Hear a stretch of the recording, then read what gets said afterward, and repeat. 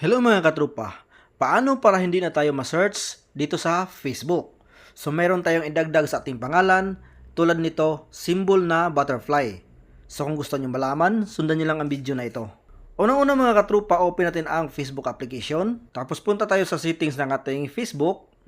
Scroll down, hanapin lang ang settings and privacy. Tapos i-click itong settings. Hanapin natin itong Meta Account Center. Hanapin lang natin ang ating pangalan. Okay? So click itong profile. Hanapin natin ang name. So dito mga katropa sa ating name, palitan lang natin or dagdagan. So meron lang tayong ilagay dito, dagdagan or palitan kahit saan sa first name, middle name, or last name.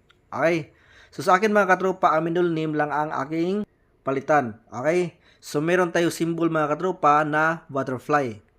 So ito ang butterfly mga katropa na symbol. So ilagay ko sa comment section para mas madali ninyong makopy. Hanapin nyo lang, nasa comment section naka-pin. So kapag ganito na ang inyong pangalan mga katropa, meron tayong ilagay na symbol na butterfly, hindi na kayo ma-search dito sa Facebook. So pagkatapos i-click itong review change.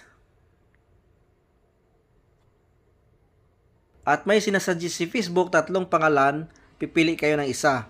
Tapos i-click itong save changes.